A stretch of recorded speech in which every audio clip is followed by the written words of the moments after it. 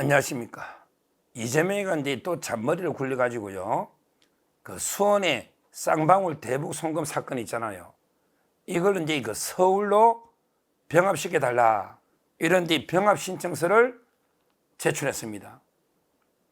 제가 이제 옛날부터 이걸 계속 지적했죠. 분명히 저 이재명이는 또 꼼수를 부려가지고 이 사건을 이제 서울로 병합시키면 대장동하고 이제 병합시키면 3년이든 5년이든 끌어버리면 그러면 이게 대선 끝난다. 이 꼼수를 조심해야 돼서 절대 병합을 시켜주면 안 된다. 이렇게 제가 방송을 한 적이 있는데요. 역시 이제 제 예상대로 이재명이가 또 이제 요걸 잔머리 굴린 거지. 꼼수로 서울로 보내달라. 이런 이제 병합 신청서를 접수를 한 거죠. 자, 그러면 이게 누가 판단하느냐? 누가 판단하느냐? 수원 법원하고 이제 서울 법원에서 이제 병합을 시켜달라는 거니까 두 개의 공통 상급 법원. 옛날 같으면 이게 서울 고등법원에서 판단해요. 왜냐하면 이게 옛날에는 서울 고등법원이 서울, 경기도, 강원도까지 다 관할하는 거예요.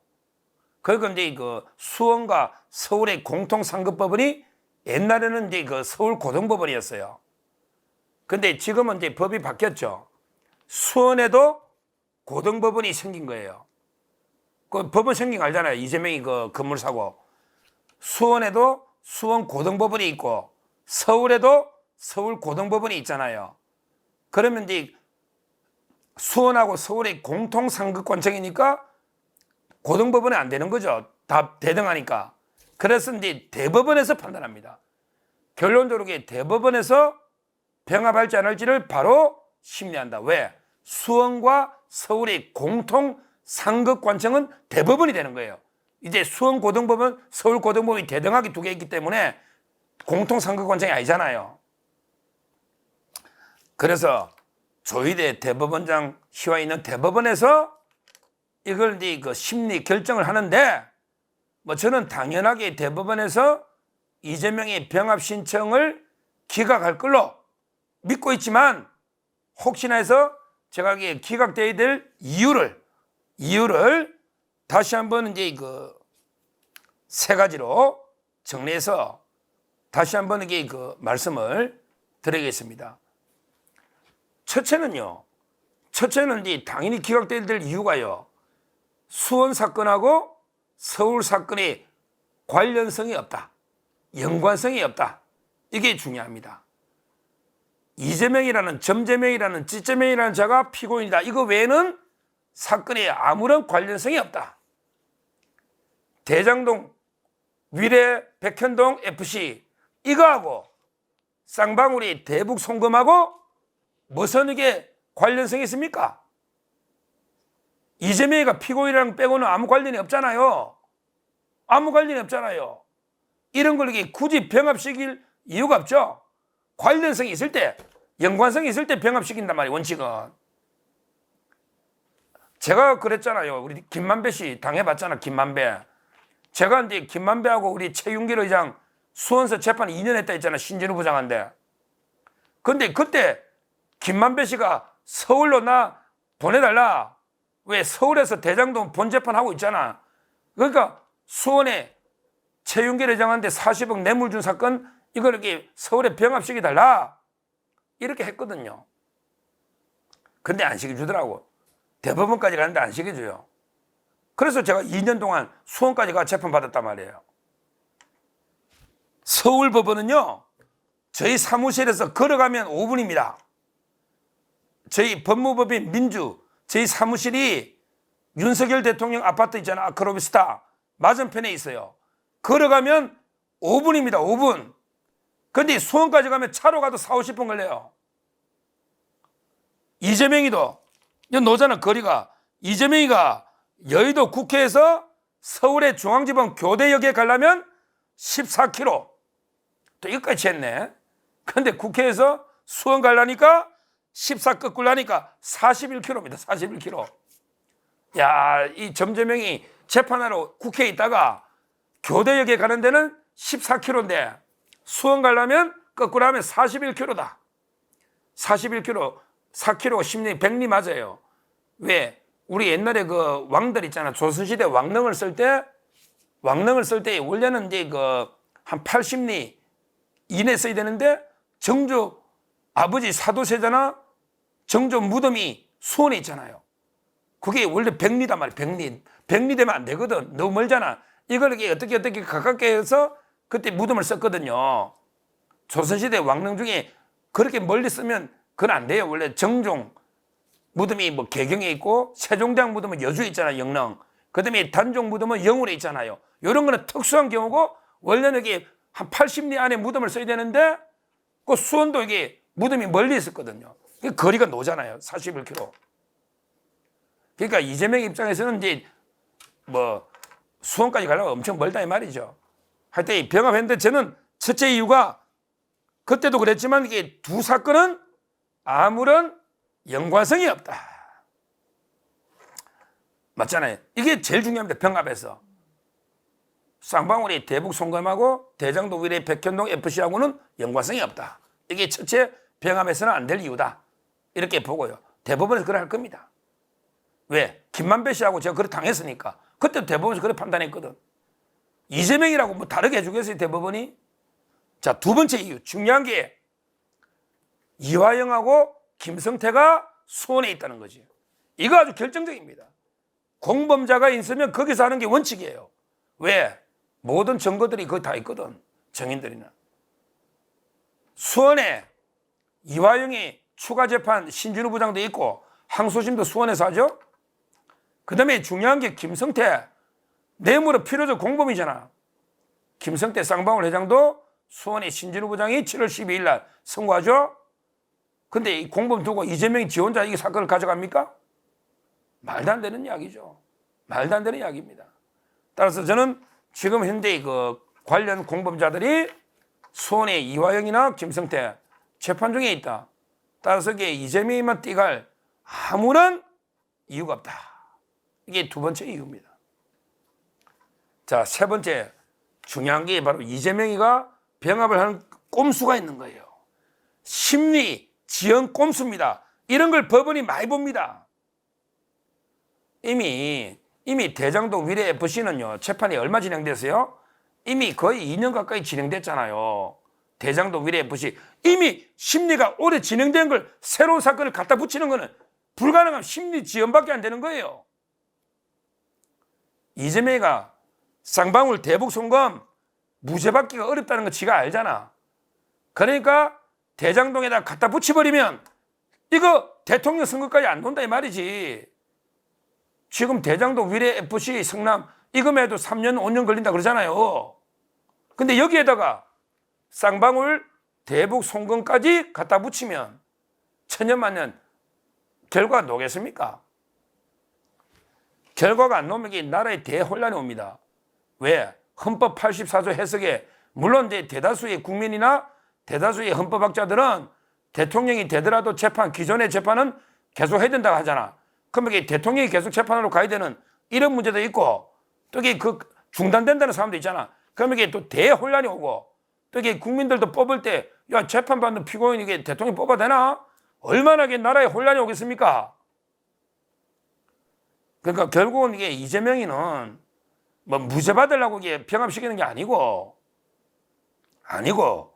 어떻게든 이게 대장동에다가 갖다 붙여가지고 시간만 끌라고 심리를 지연하기 위해서 병합 신청한 겁니다.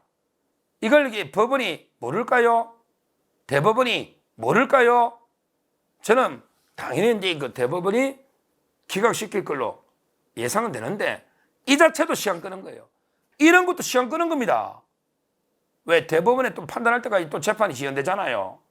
참 황당하죠. 옛날에 판사 기피 신청처럼 이것도 시간 끄는 거예요. 이걸 대리한 법무부인 누구냐? 법무부인 다산의 김칠준 이 자가 김혜경의 재판 담당하는 자입니다. 김혜경의 재판을 담당하는 자가 또 이재명 재판이 들어와가지고 병합을 해달라 재판을 걸은 게 김칠준 법무부인 다산이거든요. 지금 이제 뭐 이재명 측이 요즘 이게 변호사 상당히 그 구인난을 겪고 있다고 합니다. 구인난을 왜냐하면 이제 이거 제대로 된 변호사를 좀 써야 되겠는데 이거 대북 송금은 심각한데 이러더라고. 이재명 측에서 제가 들은 이야기인데 저 이화영이처럼 저 무식한 변호사 쓰면 안 된대. 야, 이화영이 변호사가 무식한 정치 변호사라는 거는 이재명도 인정하는가 봐요. 그때 도연인가 뭐 있었잖아. 막 울고불고 막 글 올리고 판사 보고 쌍시옷이 뭐 어떻게 쌍기역인가 뭐 막 이런 거 있잖아요. 욕설. 그 도연, 김광민, 그 다음에 김현철. 그 솔직히 말하면 정치 실력은 전혀 없는 도연 정치 변호사잖아. 그게 9년 6개월 넣었잖아. 그러니까 이재명 측에서는 야, 우리가 저런 변호사 써가 되겠나? 이런다는 거예요. 그러니까 이제 돈은 많이 들잖아요. 제대로 하면 이게 한 2, 30억 착수면 들거든요. 그러니까 이제 저수지에 돈을 빼내려니까 또 이게 적발될 거고 어디서 하냐 할 거 아니에요. 그래서 쇼하는 게 책 파는 겁니다. 책 파는 거기 팔아서 이게 대충 모금한 것처럼 하면 이게 조사할 때 정병하려고 요즘 별 쇼를 다 하죠. 그러니까 지금 이제 변호사 구하고 있으니 왜 기존의 쌍방울 대북 송금이 기존의 변호사들 전부 다 배치 달았더라고. 기존의 변호사 다 배치 달았잖아요. 자, 조사 딴 데 가고. 그러니까 이제 김칠준이가 지금 하고 있는데 김칠준이가 메인은 아니에요. 그 김혜경급하고 진짜 쌍방울 대북 송금은 제대로 된 변호사를 구해야 된다. 이래 보고 있더라고. 심각하다 보는 거죠. 왜냐하면 이게 북한에 뇌물 주는 게 이게 여론도 그렇지만 만만치 않거든요. 이화영이가 지금 얼마나 오는데 영향이. 제일 이재명 측에서는 가장 위험적인 판결로 쌍방울 대북 송금을 꼽고 있습니다. 그러니까 이걸 대장동에 갖다 붙여가지고 시간 끌기로 가려는데 이걸 우리가 분쇄해야 되고 아마 저는 이번에 대법관들이 다 바뀌었잖아요. 이재명이 꼼수를 꿰뚫어 보는데 설마 이걸 서울로 보내주겠습니까? 뭐 안 보내줄 거로 믿고 있는데 혹시나 모르니 또 이게 이 꼼수를 우리 국민들이 알아야 되잖아요.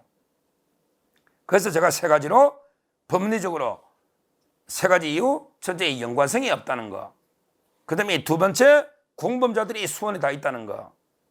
그리고 세 번째가 이미 대장동 심리는 많이 진행되어 있기 때문에 병합을 원래 심리 하나도 안 했으면 병합되는 경우도 있는데 이미 많이 진행되었기 때문에 새로운 갖다 붙이면 심리 지연밖에 안 되는 또 이 의도가 맞고 이재명 측에 이걸 법원이 꿰뚫어 보기 때문에 뭐 병합은 불가능하다 이렇게 보고요. 빨리 우리 수원의 신진우 부장님 빨리 대부분 해놓고 가야 됩니다. 내년에 또 있을지 1년 더 떠날지 모르는데 어차피 출신 판사는 남아있겠죠.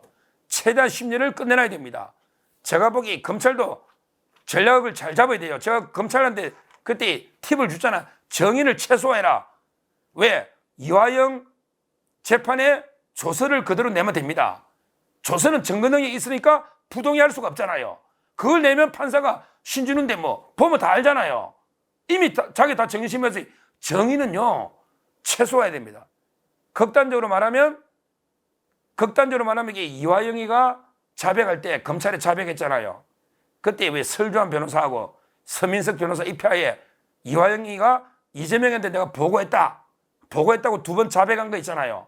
그 조서를 받을 때 입회한 수사계장이라고 있잖아요. 검찰청의 계장, 우리는 보통 입회계장. 요 사람만 법원에 정인 불러가지고 그때 이화영이가 변호사 입회하에 이재명한테 보고한 걸 진술을 자발적으로 자발적으로 진술을 했고 이걸 우리가 조서를 만들었습니다. 요것만 딱 정인해주면 재판은 끝납니다.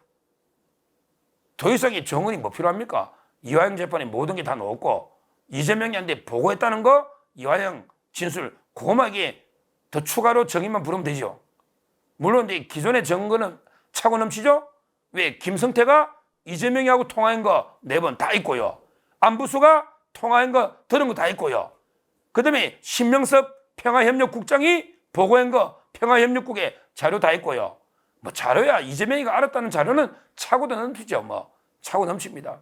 빨리 검찰도 신속한 재판에 협조를 하고 그 다음에 그 신진우 부장판사도 신속하게 처리하고 이재명이가 또 막 이게 시간 끌려는 전략이에요.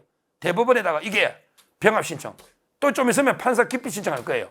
기피 신청 그것도 이게 빨리 기각시키게 됩니다. 빨리 기각시키게 아무 이유가 없는 거예요. 아무 이유가.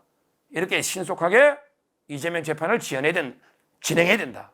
그리고 이재명 측이 별의별 시간을 끌려는 꼼수 이거를 이게 분쇄해야 된다. 그래서 제가 상세하게 이재명 측의 그 의도와 그다음에 그 대법원의 판결 예측 또 이게 저 김만배 똑같은 걸 제가 겪었잖아요.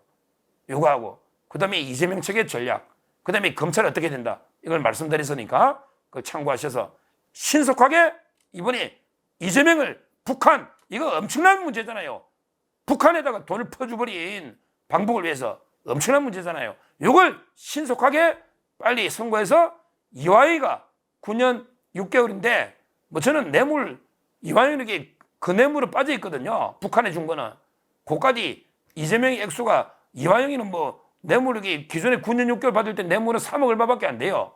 근데 이재명의 뇌물은 800만 달러다. 100억이 넘잖아. 110억. 그럼 그게 얼마 오겠습니까, 형량이? 이화영이가 3억 얼마 뇌물에 외환관리법 1년 6개월에 9년 6개월이잖아요. 그럼 그게 이재명이 얼마 오겠습니까? 최악이 곱하기 한 3, 4. 그래서 그게 20년 온다는 겁니다. 빨리 이걸 이게 한 20년 정도 1심에서 그게 때리된다. 이렇게 보고 앞으로 이재명의 재판 지역 꼼수에 대해서는 제가 그때마다 국민들께 또 시청자분께 알리는 이런 데 그 방송을 하도록 하겠습니다. 감사합니다.